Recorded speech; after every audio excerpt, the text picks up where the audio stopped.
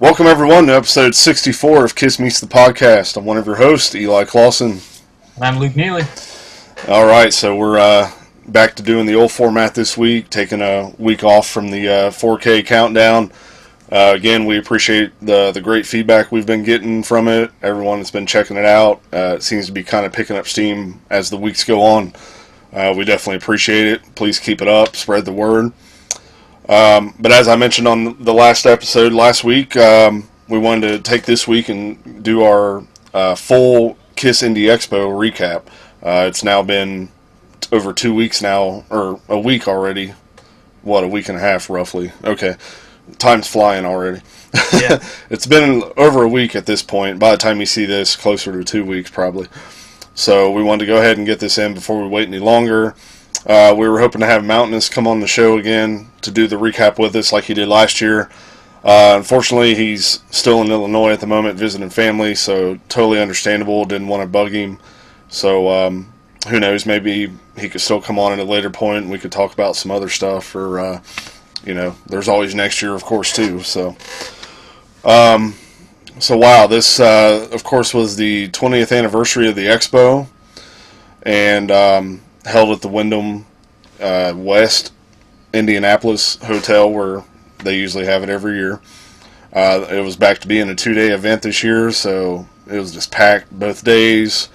Honestly, it felt like it just flew by, which it usually does, but this one even more so.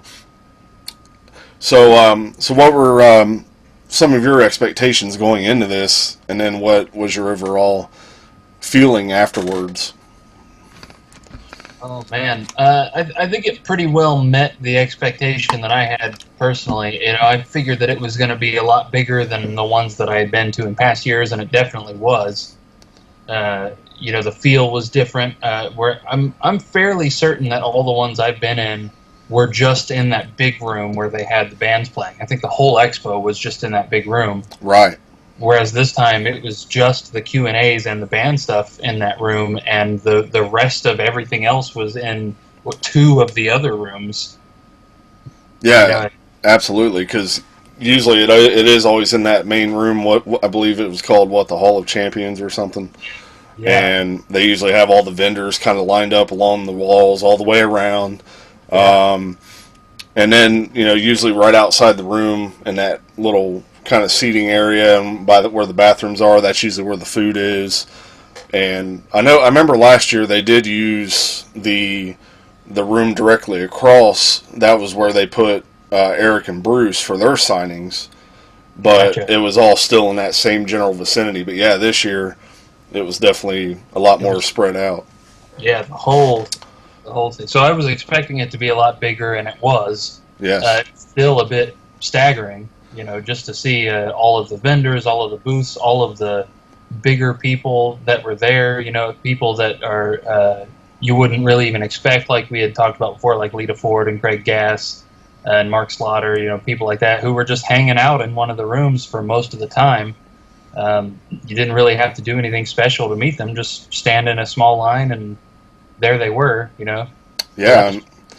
When on Sunday when Anton Fig was there, I heard people saying that he had a pretty big line there for a minute, but then by the time I got done, and I think I was in line for Ace and Bruce, so after I did all that, I walked into that room and there was like literally nobody at Anton's table. I was like, perfect. So pretty much went right up. And same with Bobby Rock.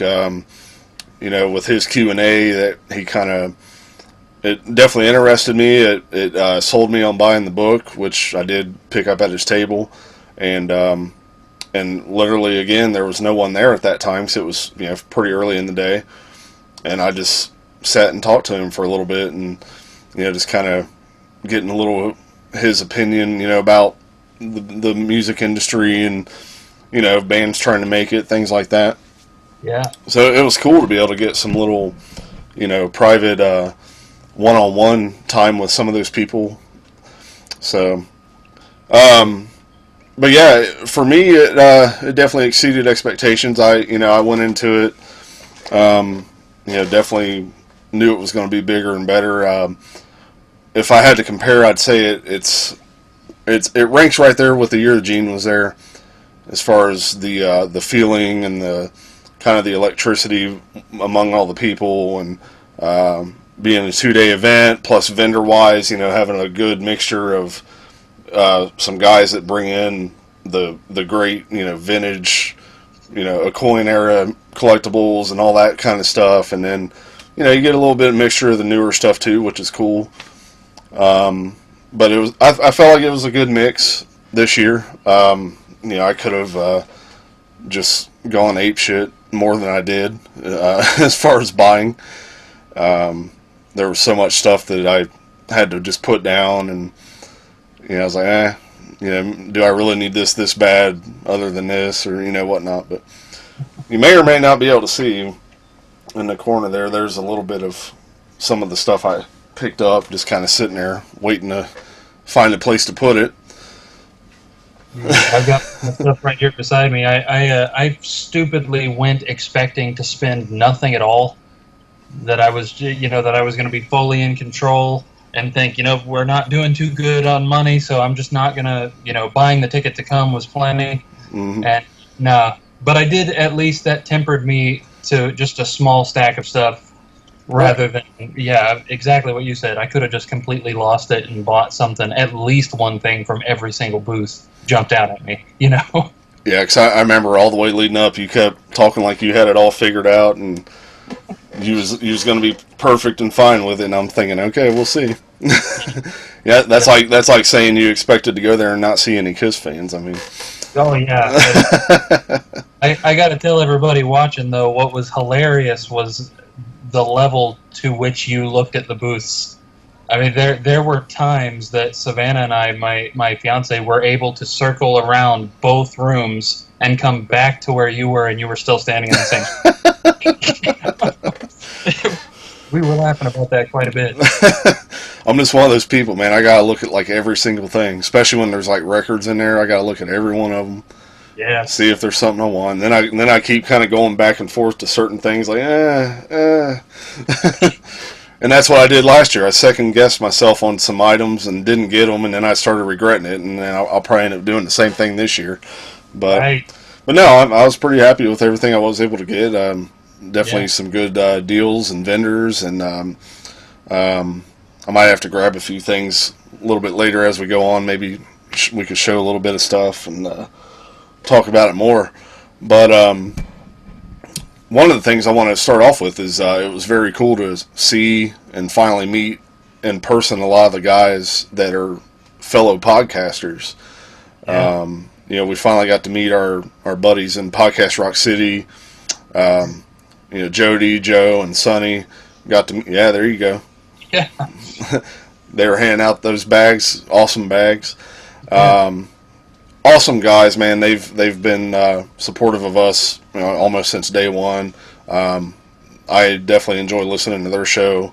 I wish they would do a YouTube version of it, but it's still cool to listen to either way. They're funny guys. If you guys aren't familiar with Podcast Rock City, go check them out.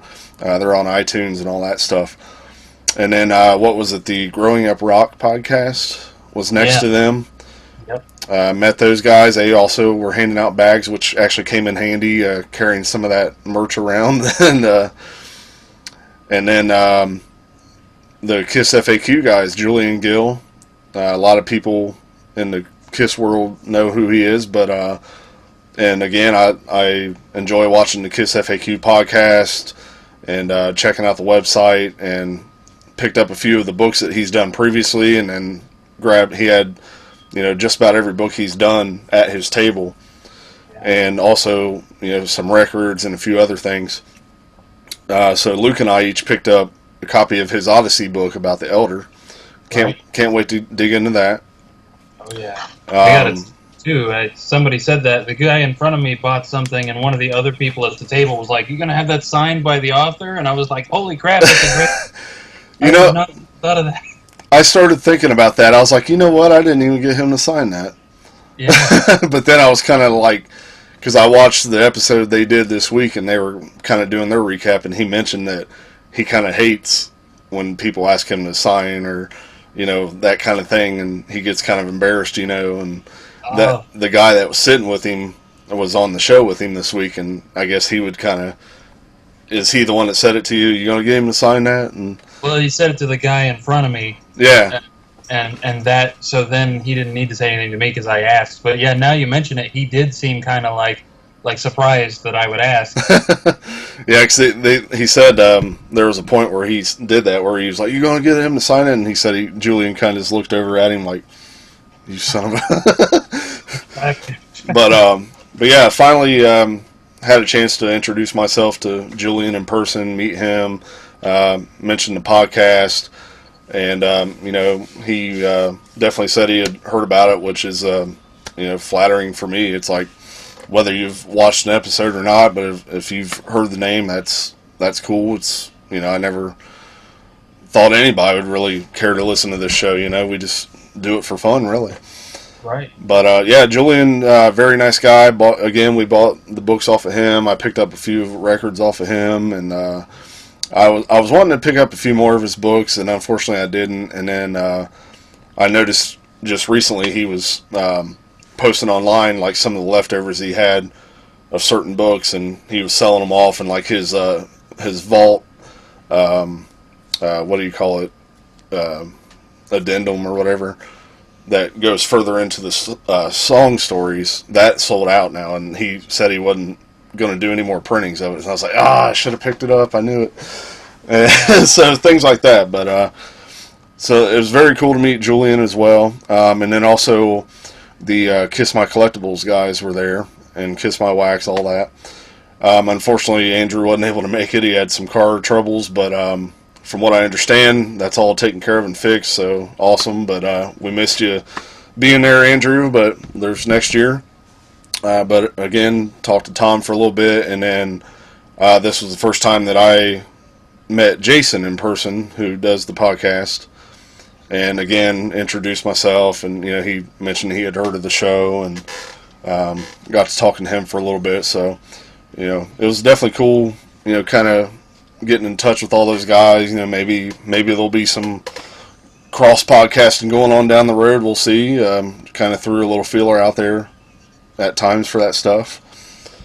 But yeah, so I just wanted to give a real good shout out to the podcast Rock City, Growing Up Rock, Kiss FAQ, Kiss My Collectibles, Kiss My Wax, and I know there was another one there that I'm forgetting.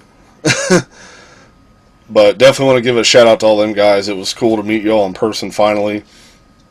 We all share that same love for this band, and we all do this for fun. And every one of them's different. I know there's a lot of the Kiss podcasts out there, but we all kind of have our own different flavors and the ways that we do it. So also, I did see Mark Cicchini from Three Sides was there. They didn't have tables or anything, but I did see him there again.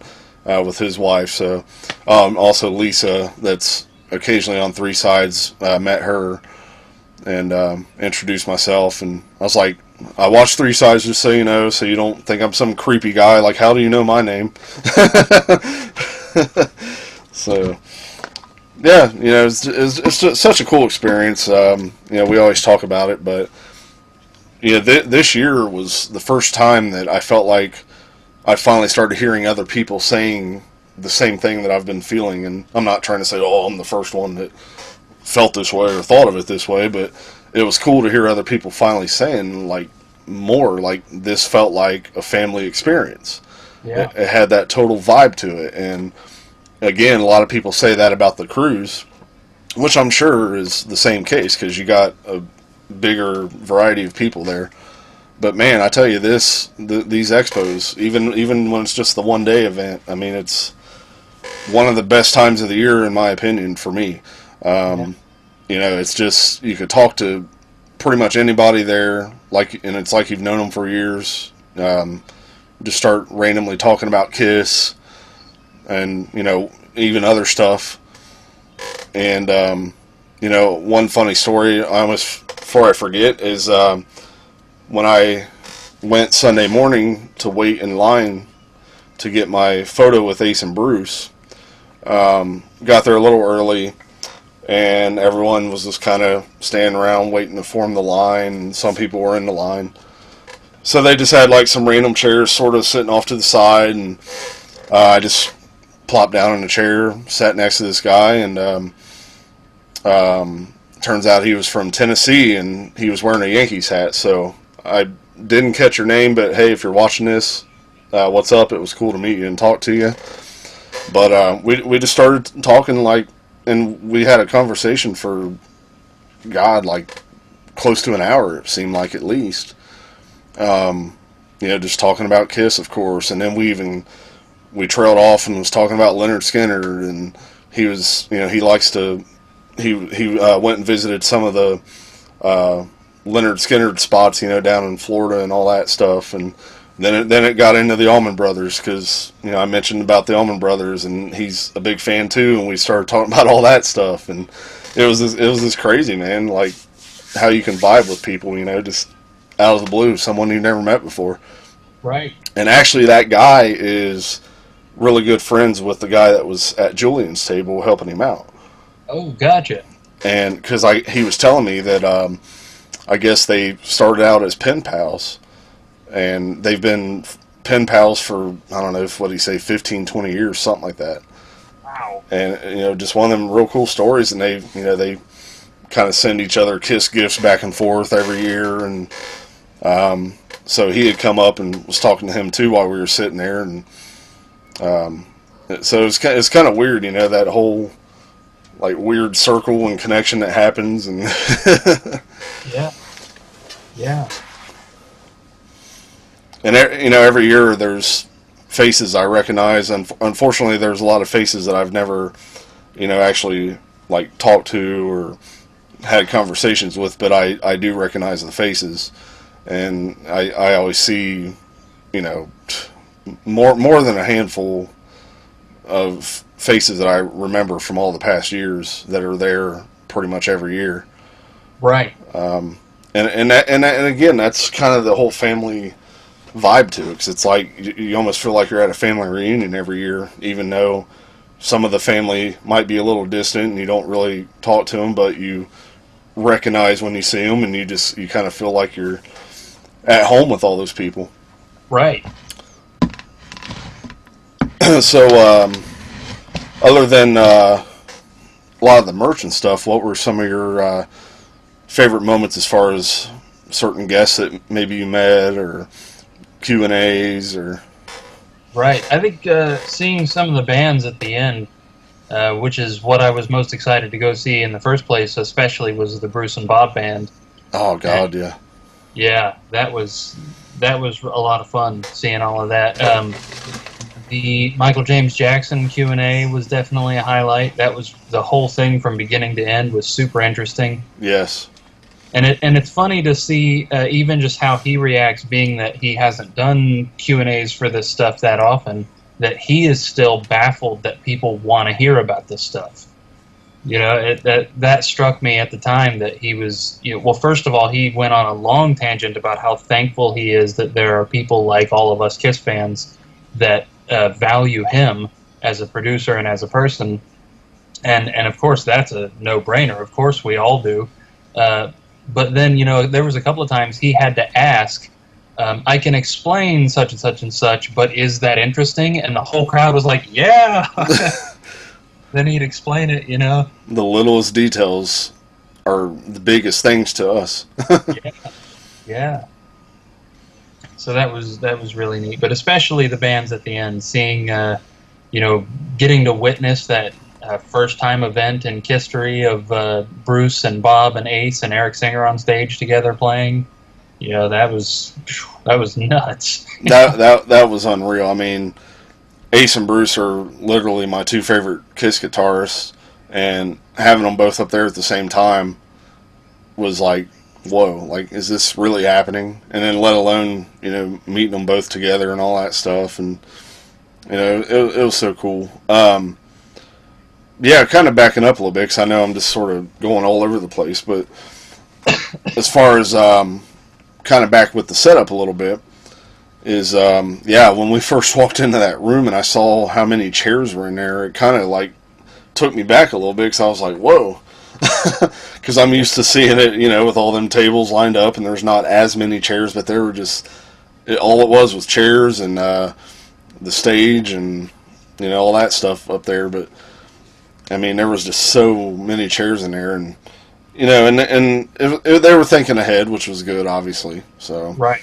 I know it definitely filled up when they did like Eric and Ace's Q&As more notably, and then of course with the performances on Sunday. Right. But as far as Q&As, we attended what almost all of them. So yeah. I did. Unfortunately, they were a bit shorter, which is understandable because they had so many guests and so many Q&As, which was a good thing because there were so many people that were interested to talk to and or just hear their stories. Like I say, Bobby Rock. I'll be perfectly honest. I really wasn't that interested in hearing his Q&A at first, and but all of a sudden we all just sort of stayed in there because I didn't want to be that guy that's getting up and leaving as he's like already talking, and look disrespectful. That's just me. Right. I'm like, I'll go ahead and sit and listen. He is a drummer too. I'll see what he's got to say. And when he started telling his stories, and it was catching me, man. He had some really funny stories, and he wasn't out there trying to be a salesman. It's like he said, it's in the book. I don't want to answer that. No, he answered anything. He wasn't up there trying to shill the book, but yeah, he mentioned it a few times, but it wasn't like, buy the book, buy the book, buy the book. But it talked me into buying it, not that he was trying to talk me into it. But I was like, you know what, I think I am going to pick his book up because I'd like to read more in depth about some of those stories he was telling, some interesting stuff. And to be honest, it wasn't all a happy time, that he had with Vinny and the invasion. So it's definitely a pull no punches type of thing. It's not, it's not putting his name in the ground either. It's nothing like that. But he just tells it straight up how it went down. Yep. And so then there was, like you said, Michael James Jackson. That was awesome. I mean, I remember back when he was announced for the cruise last year, I was excited just for that because I couldn't wait just to see video of his Q&A just to hear what he said, Yeah. And then all of a sudden, and then I heard him on a few of the podcasts since then, and then of course they announced him for this, and I was like, holy cow! Like, and then he's going to do a Q&A there. Got to witness it in person, meet him, and yeah, like you were saying, he's just so humble and appreciative of how much the Kiss fans appreciate him and all that stuff. And I told him, I said, hey, I'm a drummer myself, and the drum sound on Creatures is the best drum sound ever. I don't care what anybody says. People have tried to mimic it, and they haven't been able to. I was like, thank you for producing, my favorite Kiss album. Definitely one of the favorite Kiss albums. Yep. The music's got me through a lot of hard times, especially this album. It was like, hey, just straight up, and he was just so appreciative. And I asked him to sign my copy of Creatures. I had him sign it right in the sort of middle. And he was like, where would you like me to sign this thing? I was like, how about right there in the middle? Because, you are the center of this record, so why not, And that may sound cheesy or kiss ass, but hey, that's just how I felt. And I was like, hey, just sign it there in the middle, man. Because he really is the center of that record, so. And, hearing the stories of how they obtained that drum sound and, God, I mean, the elevator shaft and all the different techniques and tricks that they use is just amazing. Right. He was talking about double miking each one of the toms, and then also he said they recorded it in a room. Didn't he say that it was just a little bit smaller than the Hall of Champions itself? He said it was big, huge open room, which makes a lot of sense, but wouldn't really be, from the bit of producer experience I have, wouldn't be my first choice when I'm thinking of where would be a good place to record drums. Because not only that, he put all those room mics in there too to pick it up, Right. bouncing off the walls. And Exactly. It's no wonder they get such a huge sound out of that. And it's like, it's just amazing to hear that kind of stuff. And and to I can understand. It's probably hard for him to really understand how much that stuff means to us fans and how interested we are in it. Because to him, it was basically another job, and Right. he did his thing and liked how it turned out. But it's like he was saying when he was on the cruise. They were playing music over those little tiny speakers that are in the ceiling. And what was it? War Machine was coming through, and he's like, "Man, this sounds good coming through that." Yeah, that was pretty funny when he said that. Yeah. So yeah, super cool, man. Michael James Jackson was that was awesome. Awesome to meet. I'd love to meet him again if he's there next year. Sure. We had let's see. Oh, not to mention Julian did the Q&A session with Michael James Jackson. He was the one kind of running the thing, and Right. mentioned to Julian, hey, he did a great job running that thing. The guys in Podcast Rock City did, who was it? They did the second day, didn't they? Yeah, they did, I believe they did Carrie. And Lydia. Yes, Right? yes. And then I know Mark Cicchini did, shit. Was it Anton? Might have been. I can't remember now. I watched the video, but again, there was just so many Q&As now. I'm like forgetting now who did what, but they were all fantastic. I did unfortunately miss Anton's Q&A, but again, got to meet him. Went to his table, picked up the CD he was selling, and 8x10 had him sign that. So Yeah, I did catch his. That was really interesting all the way through. I did watch the video because thankfully, most notably, Mike Brunn has a channel that did an excellent job filming all this stuff. Good Lord, So, he catches everything. I want to meet that guy. yeah. Holy crap. So I mean, I sat and once we got home, I sat there that night because jumping ahead, we had to leave a little bit earlier on Sunday, so we didn't get to stay to catch the performances.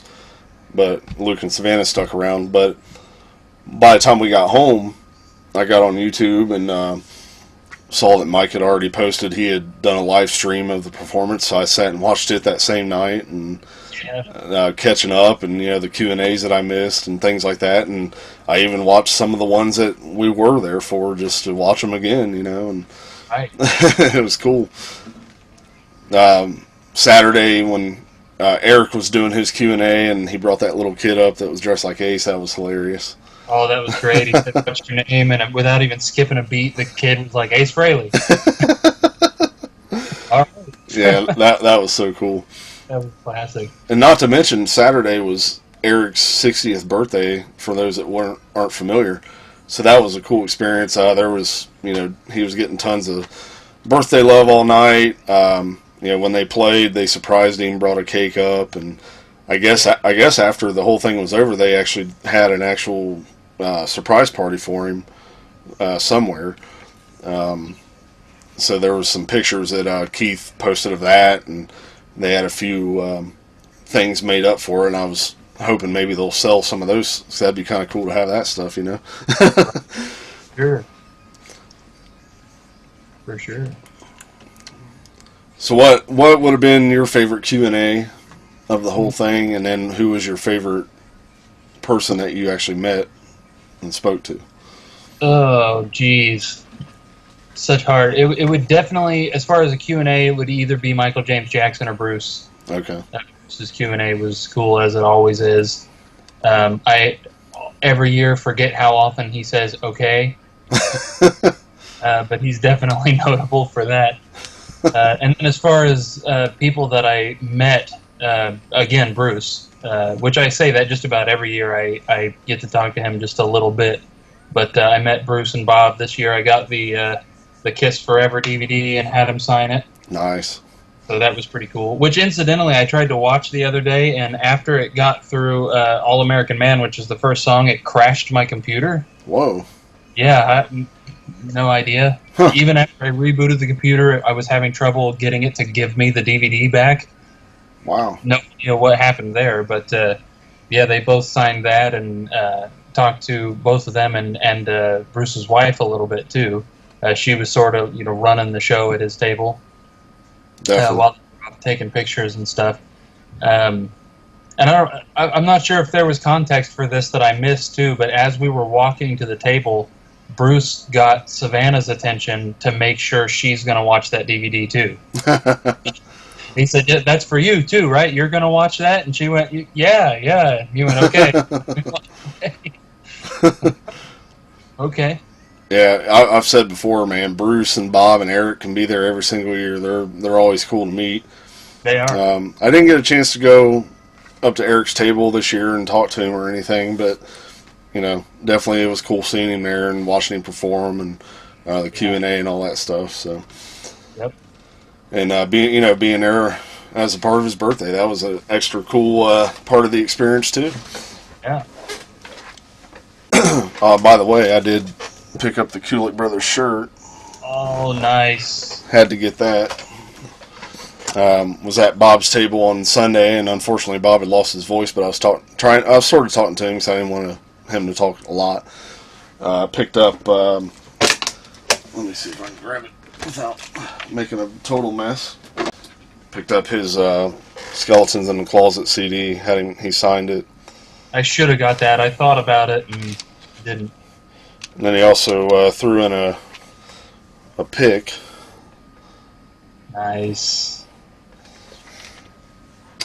But yeah, this is his newest album. For those that aren't familiar, tons of great players on here. You got Rudy Sarzo, Vinny Appice, Bruce Kulick, of course, Brent Fitz, Frankie Benali, Dee Snider.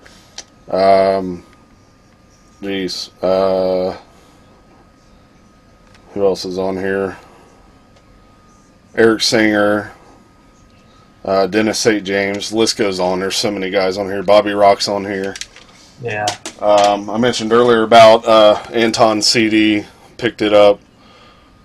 It's called Figments, and from what it doesn't say it here on the case, but I don't know. Maybe if it says it in the booklet, but on the little sign they had on the table, it says that Ace is on one of these tracks, and a few other guys. So Nice. figured why not? I'll pick it up, check it out.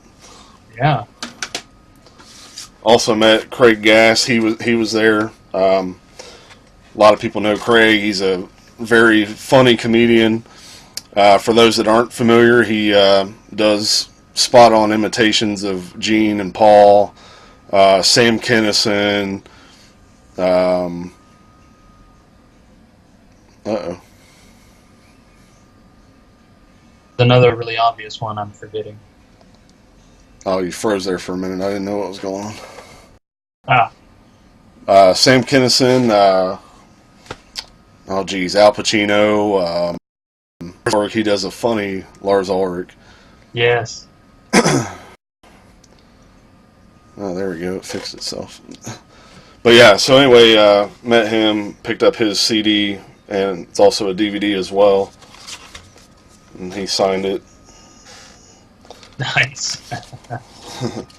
He was offering to record people's voicemail message too. That would have been pretty funny. Yes, I thought about doing that, but I was like, not that I wouldn't have wanted him to. It's just I don't even have a personal message as it is now. It's just I just do the built-in whatever you call it, the computer thing that it does. I don't even leave my own message anymore. So Right. I was like, I definitely just wanted to pick up the CD, talk to him for a little bit, and then of course was kind of promoting our tribute band Sweet Pain throughout the day. Like I know like Craig Gass, and then the girl that was sitting at his table with him, she's a fellow Canadian. I cannot remember her name now, but I was talking to her for a little while. She was very cool. I hate that I can't remember her name, but was showing both of them the picture of the band. Everybody enjoyed it. Nice.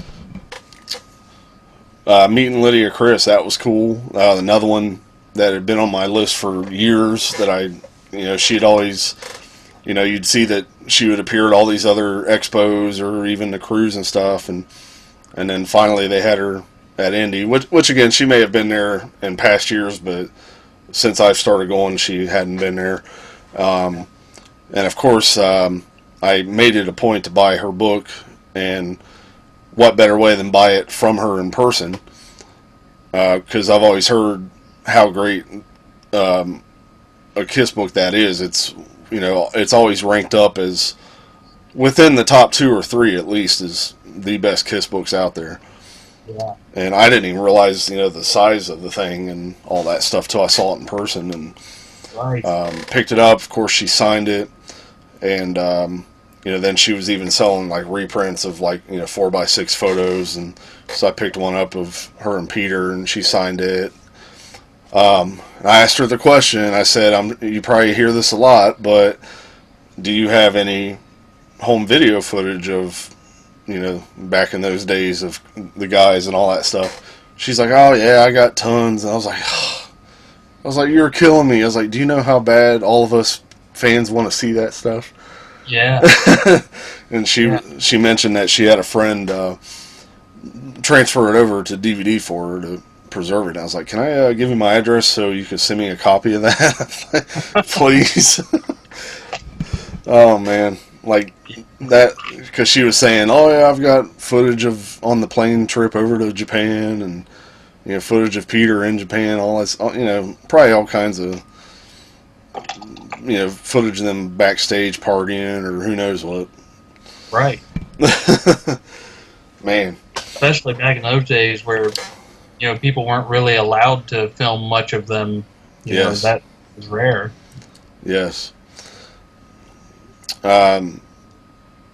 Let's see. I picked up the Kiss Takes Tokyo 77 book. That was another thing I picked up off of Julian's table.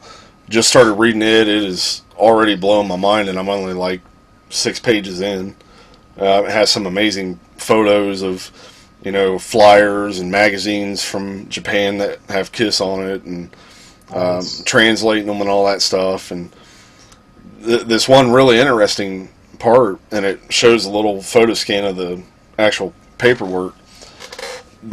Kiss had originally sent a request to Mr. Udo, who was the promoter for those that don't know, and they gave him a list of some of the key phrases that Paul says, during the show, like in his raps, and they wanted him to translate them to Japanese for him, so then he could say them in Japanese. Well, he sent it back to him, and he translated it for him, but then he said, he's like, "I would prefer that you don't do it in Japanese and just say it in English." Basically because some of those words don't translate the right way, like as far as like the tone or anything like that, so just in case anybody would take it the wrong way, or Right. so and of course Paul did, he just said the normal stuff in English, it's on the videos and stuff. But that was interesting. I had never known that. That was a really cool, interesting piece to read, and like I say, it shows the photo scan of the print there, and just already it's blowing my mind. And then there was the other book that came out recently right with it, the Kiss Budokan, I believe 78, 76, something like that. I ran across that at another table, grabbed it, because I had been hearing a lot of things about it too. And, can't wait to get into all those, with the Odyssey book and Bobby Rock's book and all this stuff. And there's a lot, let alone I've still got like 3 or 4 Kiss books sitting on the shelf that I need to read on top of that. And now I've go and buy more stuff. That's how it always goes. We're just going to have to shut down operation and everything we're doing at the moment. I'm going to quit my job just so that we can get through all this real quick. We're going to start a book club version of the show where we just sit and read the books. And read a chapter and discuss. Yes. Oh, by the way, we're going to do a countdown of all the Q&As. What was our least favorite to favorite?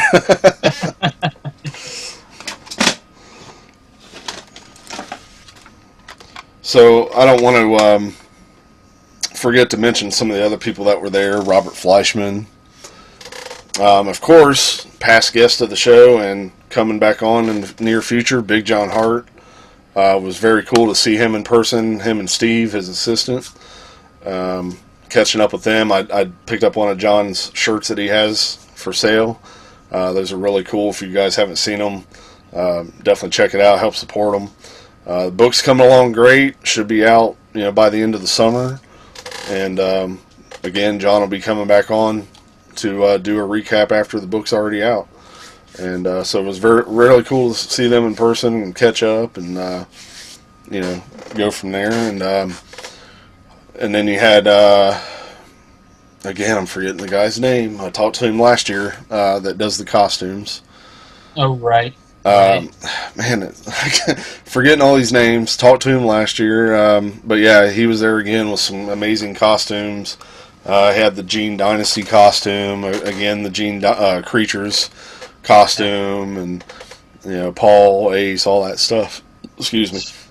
Yeah, they had some of the more recent, like the Sonic Boom Monster era stuff for like Eric Singer, and so that was really cool. Right, and then Roman, Bill Aucoin's former partner, was there. They're still doing the petition to get Bill Aucoin into the Hall of Fame. I don't know if you guys signed it while you were there or not. Definitely. Oh yeah, but they asked me a few times. I was like, oh yeah, I signed it already. Had my wife sit down and do it because she hadn't done it yet. Like, yeah. Sign this petition. Let's see. So then you mentioned Mark Slaughter. Yeah. Lydia Chris, Carrie Stevens, who was Eric Carr's former girlfriend. She was there. And let's see. All the guys in 4 by Fate. Oh, right. Wow, I definitely picked up one of their CDs, and I forgot about that. Yeah. I missed out on that. I didn't grab their CD. They were even signing free autographs, and I just didn't get around to it. But then I did go and watch that video of their performance, and I was really impressed. Yeah, they were definitely pretty good. I got to say, mine. I picked up the CD, but by the time I picked it up, it had already been signed, which is a tiny bit disappointing. It's cool that I got all their signatures and everything, but I didn't see them do that or anything. Right. It just seemed like that. Which was an interesting insight, by the way, just because one of the bands I was in previously did that. We self-produced a CD, and when we were putting the stuff together, folding the covers and putting them in and putting the stickers on the disc, we signed, all 4 of us signed every single copy thinking, well, this will be a really cool thing for the fans, and now I know, at least, being on the other side of that, that's actually, to me anyway, way less cool than seeing it happen in front of you and feeling like they're signing this for me. Right. Rather than they just signed a bunch of stuff and I got one. Right. That's why I'm not a big fan of buying, like autograph photos or something off of eBay or something like that. But because it is a whole different experience to see them do it in person and get it personalized even too. But right. I gotta say though, Todd Howarth has a great voice. I wasn't expecting that. I don't know what the name of that first song was. It may be the first song on the CD for all I know, but that was a really cool song. I'd definitely like to end up picking up a copy of that pretty soon so I could sit and listen to the whole thing.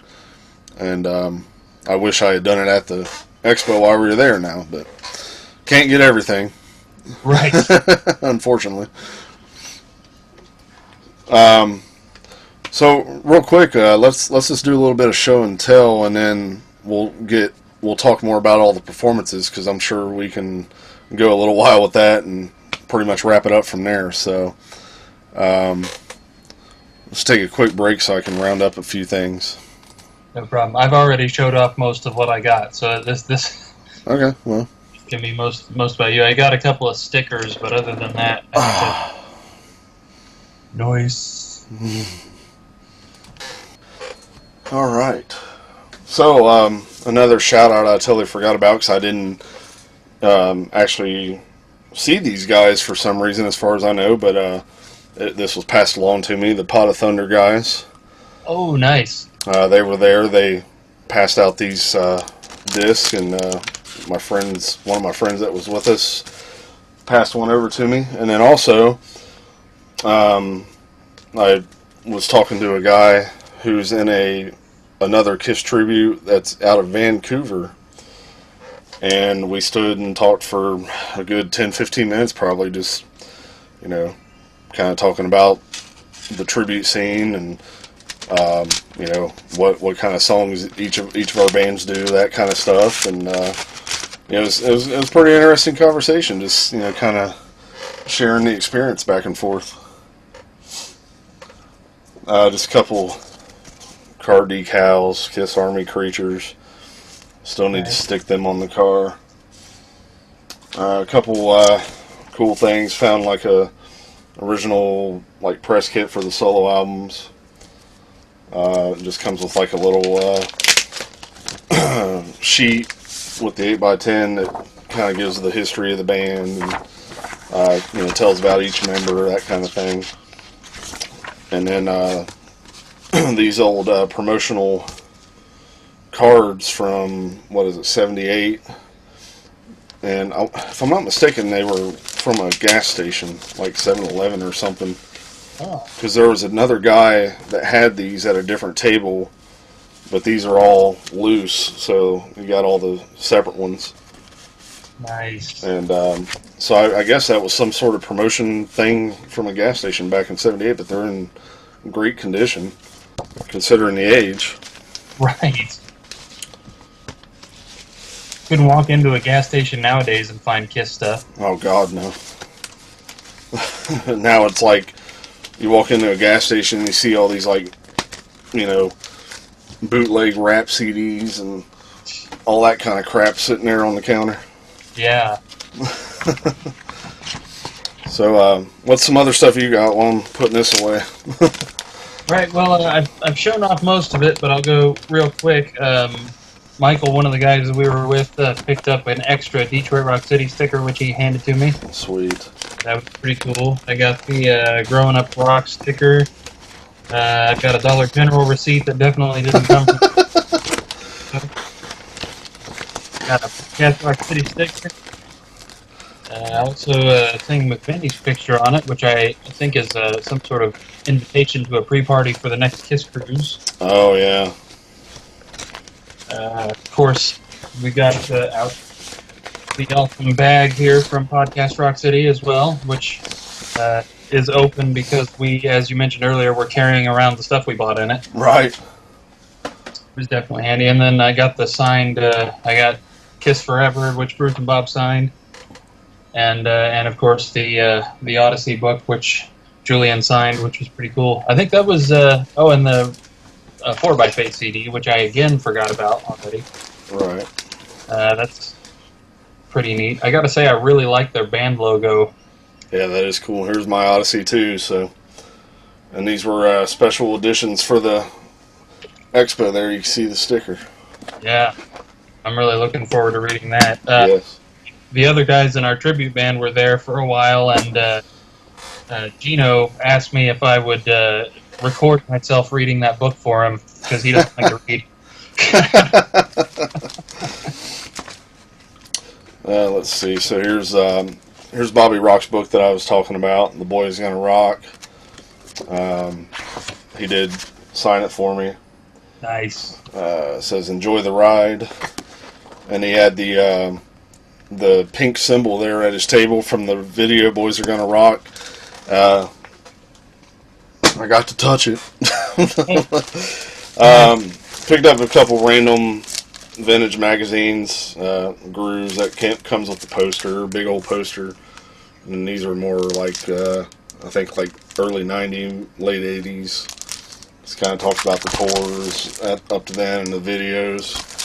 Pretty cool. Went browse through those. Oh shit! I lost my ear. Oh no! Here's the Budokan 78 book I mentioned. The other one's actually in the office, the bathroom, because I'm currently reading it. But I always loved the pictures that they did with Godzilla. Yeah. Big Godzilla fan too. So, but haven't even looked through this yet. But it's looking like it's sort of along the lines of how the other books laid out. But can't wait to get into it also. Right. Oh, I forgot. Savannah picked up a T-shirt. That's pretty cool. Which one? Now I'm trying to remember. She really wanted one. There was an Unmasked era. It wasn't from the Unmasked era, but the picture on the front was the Unmasked costumes. It had Eric. It was them on the stage, and it was as big as the whole shirt. Oh yeah. Really super cool, but they only had a medium. They didn't have her size. And looking back, I'm kicking myself for being Jewish and not buying it for myself. 'Cause that's possibly one of the coolest Kiss shirts I'd ever seen. Just because you don't see that. Yeah. I mean, it was full color. Like I said, it was huge. It had Eric on it. Even the people at the table said that was one of the only shirts, or maybe the only shirt they had with Eric on it, which is why they were sold out. They said people were buying that like nothing. Right, and that's always my problem, especially with that table, is finding my size.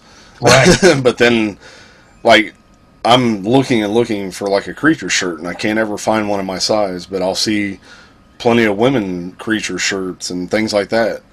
But we did pick up a few shirts from another table. My wife picked up a couple shirts, and we picked up a couple shirts for the kids. And let's see.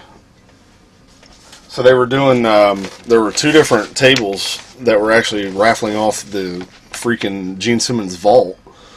Like they literally had them there, and so I just chose to do one. The other one I was like, why?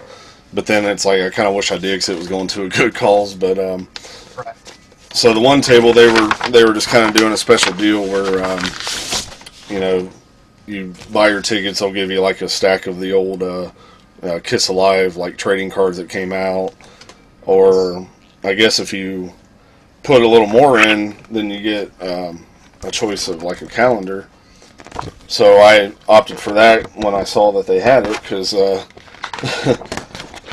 I was definitely wanting to get it because it's that Rhino calendar Oh yeah. that has the Gene vault, and from what I understand, this thing is like actually kind of hard to get now. It was more of like a promotional piece, and not to mention it's got some other cool photos, Grateful Dead, and a lot of cool vinyl related. Otis Redding, I love Otis Redding. So pretty cool. I'm definitely not going to hang it up or anything, but it's one of them things.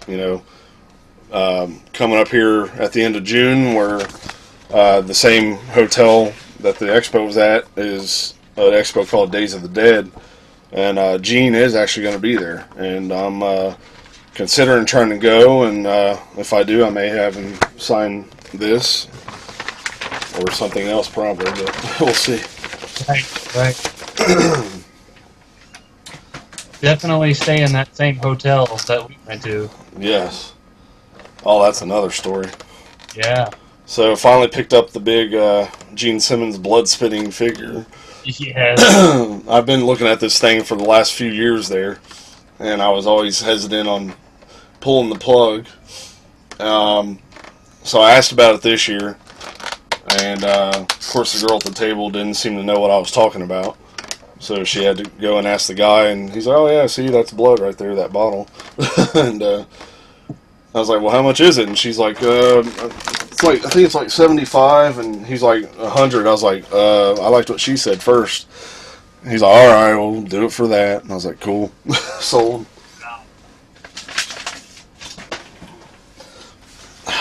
Damn ears keep coming out. And again, here's Lydia's book. Again, it's a lot bigger than I thought it would be. Here's the 4x5 or 6, whatever, that I picked out. And then I love her signature and her inscriptions that she puts. Death wishes. That's awesome. And then her little lipstick print there. That may or may not be my lipstick imprint, actually. So. Yeah, it wouldn't surprise me, really. did pick up something that I've been wanting for a long time. Um, the Live 2 tour book. Yeah. This, being, one of my favorite eras, as far as costumes and everything, and just everything about it. I've always wanted this tour book. This one didn't in as good as shape as the other one he had, but for the price, I didn't care. Just glad to finally get that. And then the last thing I want to talk about was actually a really cool special story. So there's this piece of art here of Eric Carr. Sorry for all the glare. Well, so Sunday, again, after I finished up with Ace and Bruce and all that, I just kind of went and was walking around in the big room, and I happened to be wearing my Eric Carr shirt that day, so I'm assuming that might be what caused me this luck. But I walked in, and I kind of was looking over this way, and the Kiss Army Warehouse table was over right to my left, and all of a sudden, like I get a tap on my shoulder. And I turn around, and it happens to be Kenny Bagley is the one that's tapped me on the shoulder. He's like, "Hey, that guy wants you." I was like, "Okay, like, what for?" I was kind of honestly thinking at first that he was going to say something about that Gene figure, because it's the same table I bought it from the day before. So then he just pulls this out, and he's like, "Hey, do you have this?" I was like, "No, I don't actually." And he's like, "Well, here, it's yours." I was like, "What? Like, are you kidding me?" He's like, "Yeah, it just needs a frame." He's like, "I'm not going to sell, something to anybody that's, half framed and all that stuff." And he was like, "Here, Merry Christmas." So I was like, "No kidding, man." I was like, "Thank you." Like, super, super cool, man. Yeah. So definitely love this thing. Gonna have to try to get it framed up, or hell, I may even just hang it the way it is, to be honest. Yeah. But I'm sorry I didn't get his name, and if he happens to see this, thank you again. That was very cool, and so that made my day already, and it was still early in the morning at that point, and Right. it's just like, wow. Right. So very appreciative of that, man. That was really cool. So, but that's kind of the main stuff that I picked up this year. I grabbed a few records, but they're down there. A few other things here and there, but yeah, I mean, it was a good overall haul. I kept saying that I was hoping for those kind of vendors there, and definitely got my wish. Yeah. Could I sound greedy and say that I wish there was a little bit more? Maybe, but I was happy though with what was there, because it could have just been the run of the mill stuff like we've had in past years. Right. Which don't get me wrong, you can find some cool stuff on those tables, because we did. I mean, that's these stickers, we picked them up off that table that's out in the hallway there, and Yeah. they always run that deal every year. So, well, so I feel like we might be forgetting stuff, because there probably is so much more to talk about, but.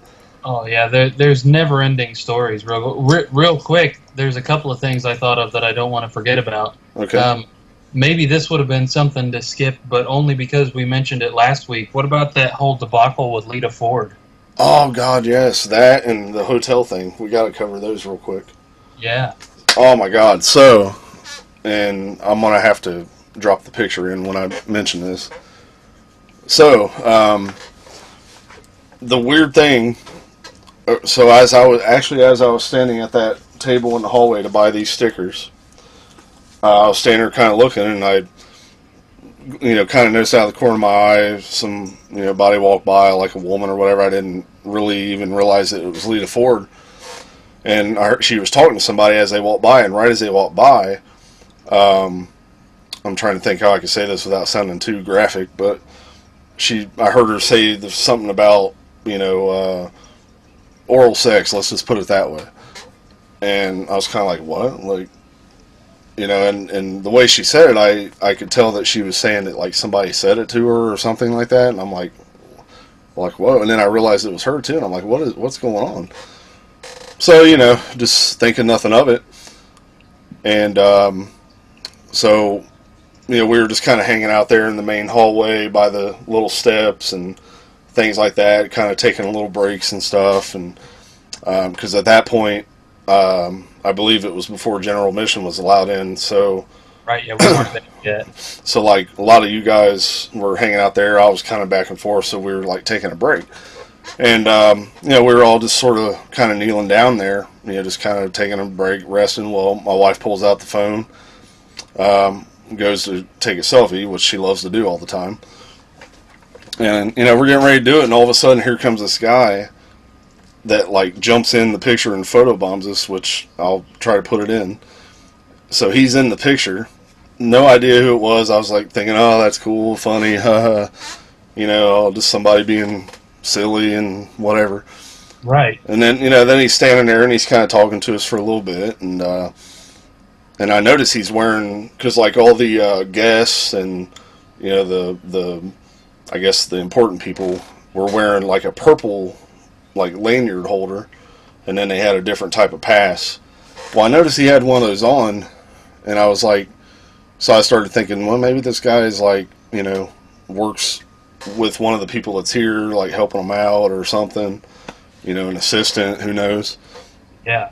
And I was like, what's up with that? Who you with? Or, and he gave me this story about he forgot his ticket or whatever, his pass or something, and he explained everything to him up front and showed him his receipts. And so I guess they just gave him one of those, and they put like a green sticker on it just to kind of, I guess, make it be known that he's not, allowed any special access or whatever. Right. So, we're just kind of random chit chat, just like, kind of like what I talked about earlier. Like, you just kind of randomly start having a conversation with people. And, well, all of a sudden, one of the police officers that were there, kind of, running security with the other guys, comes walking up, and he's like, and see, now I'm forgetting this guy's name, so I guess that's a good thing. But he's Right. like, hey, are one of you such and such? And he says the name, and I just immediately pointed right to the guy because he had told me his name, and I was just like, oh yeah, that's him. Who knows? So then he goes over and talks to him, and then all of a sudden I see the guy just leave, and he goes out, and you could tell they're sort of kind of watching him, making sure he is leaving and all that stuff. And so of course I was curious, and I went up to the officer and I was like, what was the deal with that guy? Oh, well, it turned out he's the one that made that comment to Lita Ford. Something along the lines of he wanted her to write on a piece of paper, hey, it was great, S in your D last night. And from what they said, he even asked her to take her shirt off. I'm like, are you kidding me? And, like, go figure, we're the lucky ones that he happens to jump in our picture. So now we have this asshole in a photo with us. Yeah. So talk about a story. And so it made me sick hearing that. And, it's like, that was just one of those weird things. It's like, wow. Right. Of all people there, that he comes in, jumps in our picture, and, talking to him and stuff. And come to find out he's this big piece of trash. Yeah. So that was interesting. I want to try to go over this hotel story too. I know we got more to talk about, and I don't want this to go too horribly long. But Right. so the hotel experience started out absolutely horrible. We promoted that we pre-booked our hotels. We probably mentioned it on the show, the Super 8 West, all that crap, because it was within a few minutes of the hotel or the expo. Right. So we get there, and thankfully, because we did arrive fairly late in the evening compared to when check-in time normally is, so they were totally understandable. It was cool. So we had our buddies with us, so they had their own separate room booked, and we had our own separate room booked. So we get there, get our rooms, we go in. We walked into our room at the time, not even our friend's room yet. We just went on in there just to kind of get an idea what the rooms look like. So we go in there, and all of a sudden my wife notices the bathroom door is shut, but yet it's locked. like from the inside somehow. So we're like, okay, like, are you kidding me? So we go back to the desk, and mind you, we're not the kind of people that raise fit and go in there, acting all pissy and raising voices. We don't, we're not those kind of people, because that ain't how you get things done. Exactly. And so we went in there, we're like, yeah, our bathroom door is locked. And also, yeah, we did try our friend's room. His key wasn't working. So we're like, hey, two things. His key isn't working. Our bathroom door was locked. Really? Like, okay. So I assumed they were just going to maybe have someone come in and unlock it real quick, all that stuff, yada, yada. Right. Well, she ended up just completely switching our room. She gave my friend his new key that would work to get him in his room. Ended up switching our room to another area. So we go in this new room, and first thing I noticed, because immediately I kind of checked the bathroom to make sure the door wasn't closed, and this isn't a big deal. I don't mean it to sound like we're nitpicky, but I noticed the roller for the toilet paper was missing. So I'm like, whatever, not a big deal. Well, then right at that moment, as I turned, I looked down, and the carpet is just covered in stains and all this mess. And I'm like, and I told my wife, and she's like, oh no, like, no, forget. Like, at that point, we were done. Yeah. She was wanted to just go somewhere else, whatever. So, and then not to mention, there was this group of guys. I don't know what they were doing or into. They were out there having rap battles, and they were being loud the whole time. And then the room they moved us to was even closer to them. So we're like, really? So then we got to listen to that all night too? Like, no. So we go back and told my friends, hey, we're just gonna go somewhere else. Screw this. Went to the thing, and again, not reason fit or nothing. We're just like, hey, I think we're just gonna go somewhere else, and and at first she was saying, we'll have to charge you for the night. I'm like, that's fine, whatever, I understand. So then she had to call down the manager who lives at the hotel, and she had to have her come down to do whatever, to process. And so of course here she comes, and right from then I just kind of already had that feeling like this probably won't go as smooth. Right. And so, and she's like asking what the problem was, and the girl behind the counter just keeps saying it's not their cup of tea. It's not their cup. I'm like, that's not even what I said. Like, let me speak for myself. Not that I said that, but I was thinking it. Right. And I explained to her, I'm like, this. It's just, we just want to go somewhere else.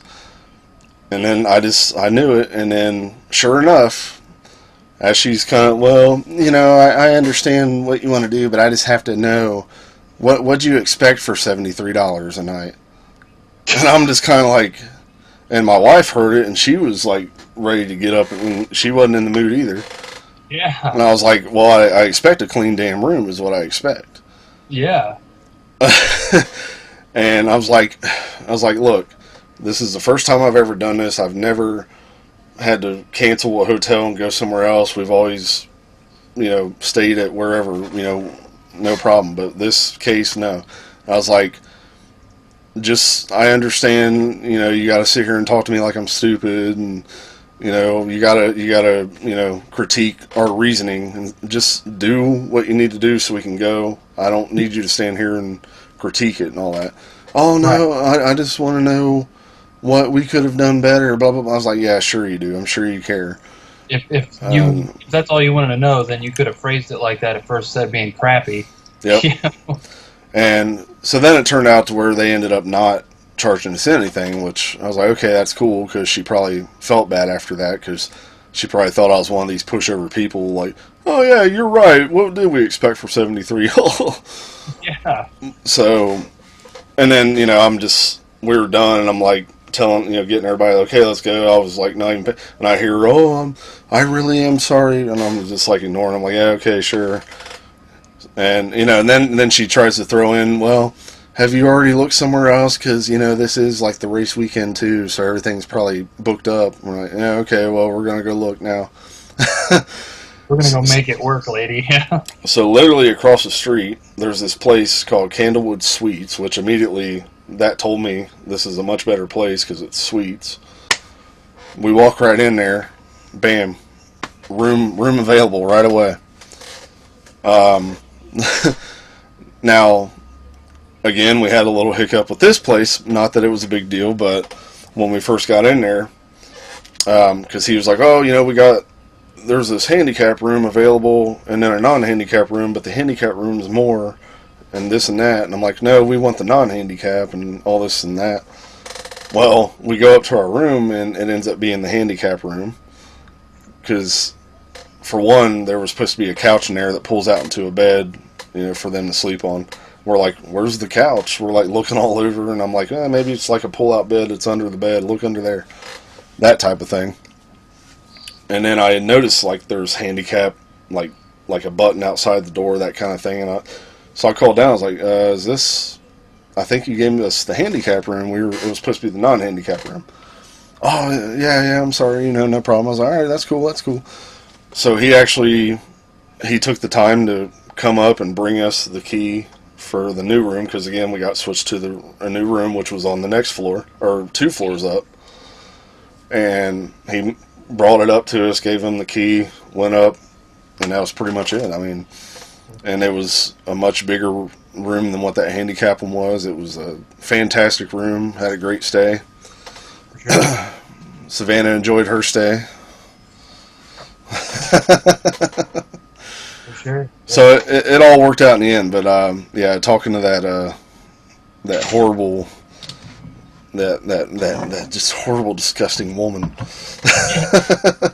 she she definitely needs to learn some customer skills. That's for sure. So Yeah, and to think she was the manager, that's kind of scary. so that was like the whole start to the weekend. As we drove in and immediately dealt with all that, took us, I don't know, a few hours to go through all that process. So once we finally got in the room and settled down, I immediately called Luke because they weren't coming up till the next morning. I was like, "Look, that Super 8 is a shithole. Do not go there. I would cancel now. Come to this place, blah blah blah." Yep.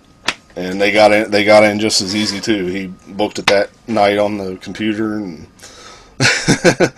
so it was definitely an interesting start. But then I tell you, once the expo came, I completely forgot about all that stuff. It was just, I'm like a kid on cloud nine when it comes to that expo, and both days flew by and had a blast. Yeah. So we'll close off the rest here because I know this could probably go for a while too. But let's get into more about the performances. Right. And what kind of our critiques and thoughts of that. Well, I'll just go ahead and start off with my biggest critique of the whole thing, which was really the only big critique, and it is a big one. I'll say this. In my personal and opinion, Ace just can't play anymore. It was not the whole thing, because he played a little both nights. He played the Saturday night, and then he did the Fraley's Comet thing Sunday, and he also played a bit more with Bruce and Eric Sunday too. And some of it was actually embarrassing, and that was in turn really disappointing too. I'll tell this story to accompany what it was, sort of where we were at. The Sunday night, Ace and Eric Singer and Bruce and what's the name of Bob's bass player? Brent Fitz. That's Brent Fitz, yes. They played some songs. So Eric Singer's warming up the crowd before they start, and he's talking to them. And I happen to notice that Ace and Bruce are face-to-face in a huddle off to the side, still on the stage. And Ace is looking at Bruce and then looking down and doing this, and then looking at Bruce and then looking down. And I hear Bruce turn his volume up just for a second, play a couple of chords.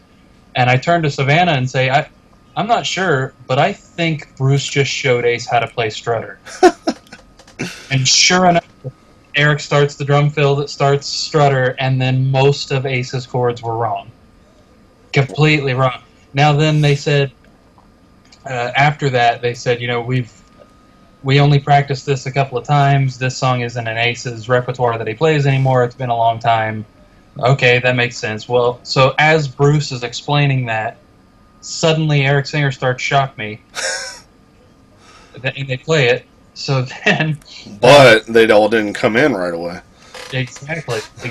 And they said afterward, Bruce had never played that song. That was completely unpracticed. Uh, and so I'm thinking, well, then why did we have to, I want to see Bruce and Bob. That's one of the main reasons I was excited to come. And instead, we're watching you guys screw around and play songs that you don't even know. Yeah, it was clear that this at the second night at least wasn't rehearsed enough or maybe at all.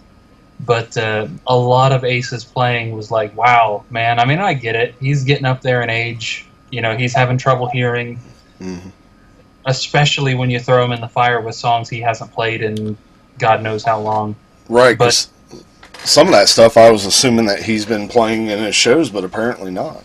right, right. It reinforces for me that super controversial thing of I really don't care to see a full-fledged original Kiss reunion. I just really don't. Now, I wouldn't mind seeing a couple of songs like we've discussed if they were to do a big show or a tour and everybody came out. Of course, I wouldn't mind seeing them play together, but to do a reunion like they did back in 1996, I think would be even more disastrous than it was in 1996. Oh, spot on. Yeah. And I love Ace. I love you know his playing, at least and I love that he was there. He was always my favorite member of the original lineup. But I tell you what, that it made me appreciate Tommy Thayer that much more. Yes. I mean, because we all know that he had to teach Ace a lot of that stuff, a long time ago.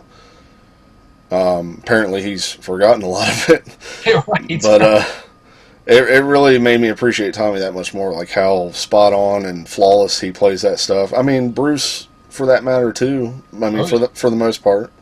Right. There's a few little things, like there was a part where Ace was, I can't remember what song, but he was kind of doing a solo thing, and then he was trying to, like he immediately pointed at Bruce, like for Bruce to take over, and he just kind of didn't do nothing, and Ace is kind of like, oh, okay. Yeah. Like you could tell they didn't really rehearse, but I mean, yeah, and at the same time, it was kind of a little taste of what it could be like if Kiss would do that sort of scenario, which we've talked about before, is having the different guys on stage at the same time like that. Right. And I think it could work to an extent, just to some degree. Right. Like I said, that first night when they got up and played some songs, that was fine. That was great. I mean, you could still tell that, Ace wasn't quite.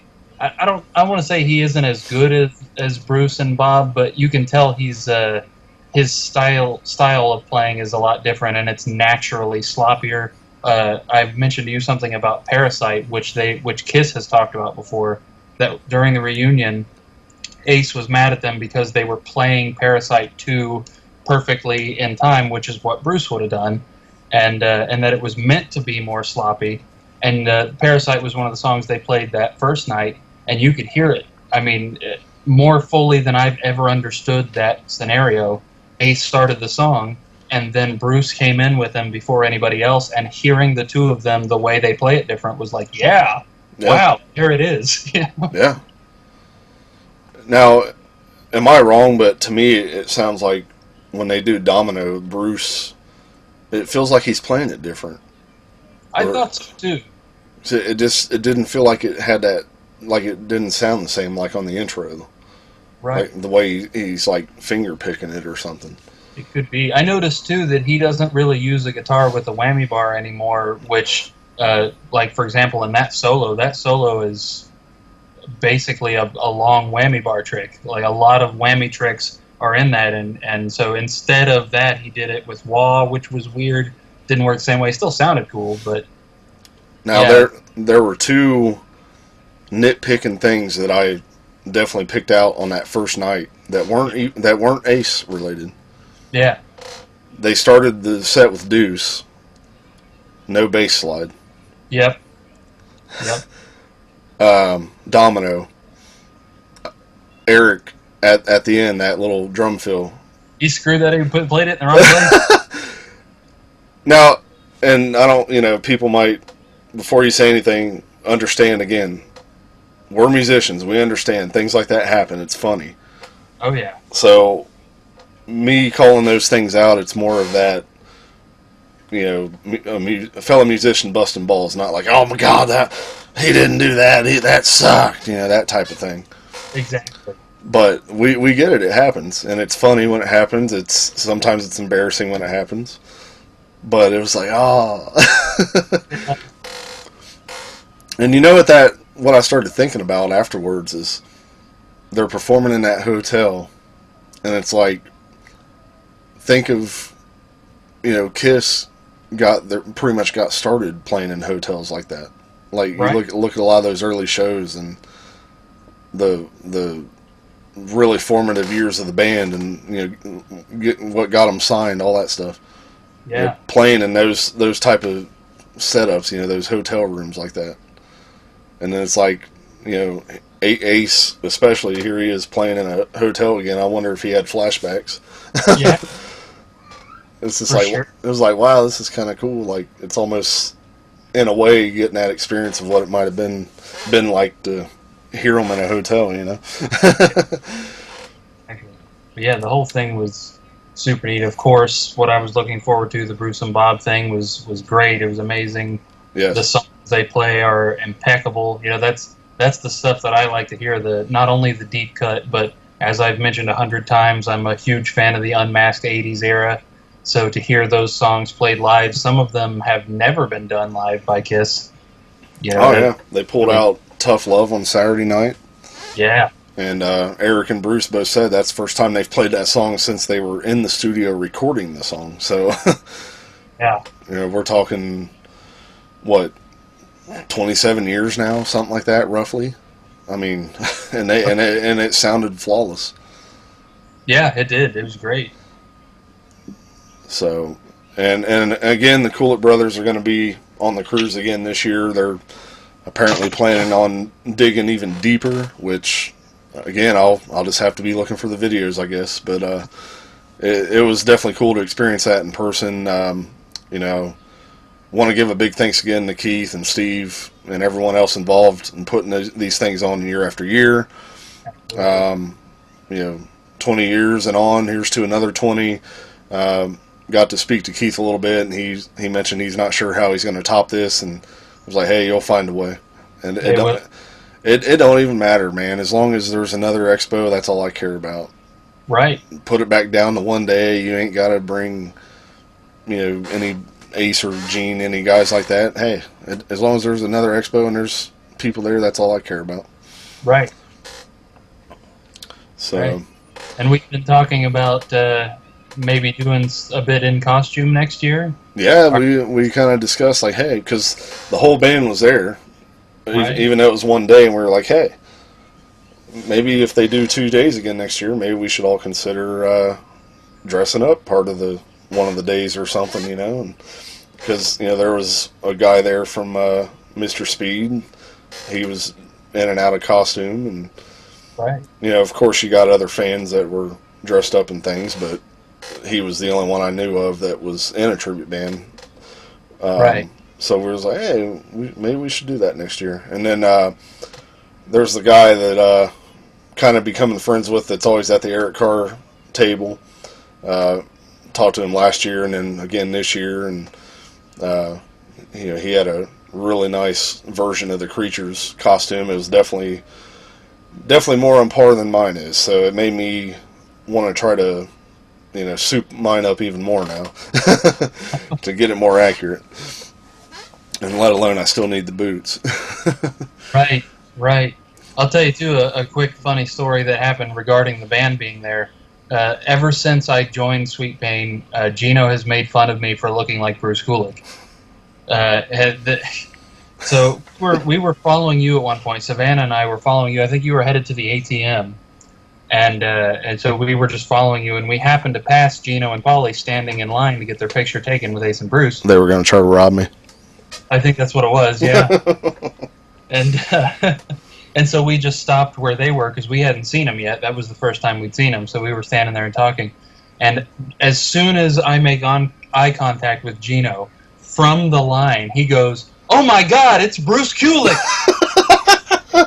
The whole line goes completely silent and turns to me, and I'm like, "Oh no!" They probably for a second was like, "Wait, is that?" Oh, that was awful, but it was fun. They was like, "Oh no, that's just Carrie Stevens." Exactly. Yeah. I forgot to mention something else. The guy with the Yankees hat from Tennessee that I was talking to, that I talked about earlier. So we were sitting there carrying on that conversation for a while, and then we just kind of had that point. We're kind of just got silent, kind of looking at phones, looking around.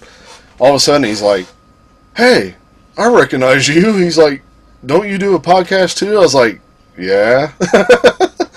He's like, "Yeah." He's like, "Now I know who you are." And he said he had watched the episode we did after the Atlanta Expo that we were kind of recapping from what we heard.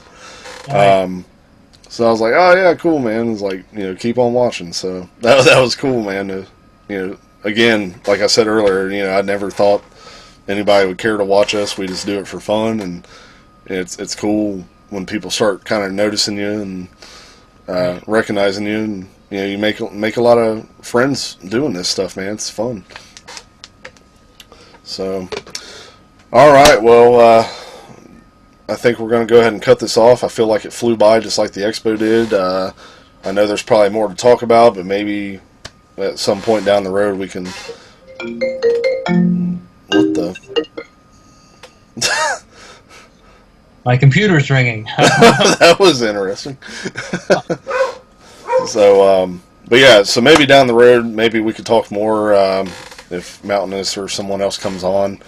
But again, Big John Hart will be back in the summer. So as of now, it's back to the 4K countdown, and unless something else pops up, we're just going to keep rolling with that. But we'll let you know again if another special occasion pops up to do a Meets the Podcast episode. So speaking of the 4K, next week, don't forget, is Rock and Roll Over. Go ahead. Please get all your info in, your comments, your rankings. There's plenty of time to do it now. So as always, on YouTube, Facebook, drop them in. We appreciate it. And we had some more recent comments pop up on some older videos, but I think we'll go ahead and bunch all that together for next week's show and do it all at once. And go from there. So anything else you want to wrap up with? Nothing I can think of. All right. Well, thanks again for watching, everyone, and thanks again to Keith and Steve and everyone that is involved with the Indy Expo. We love it.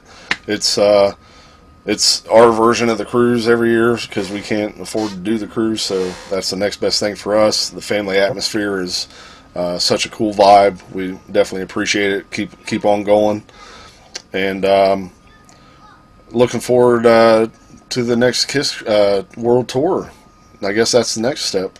Oh, by the way, I just wanted to mention this coming Saturday, the 26th, the Gene Simmons Vault in Vegas is going to be the appearance of Paul Stanley. So be looking out for video of that. I can't wait to see what happens there. Right. And Paul did post a picture as well of rehearsals, so we'll see what's going on. All right, people. So that's enough. And again, thanks for watching. We will see you guys next week.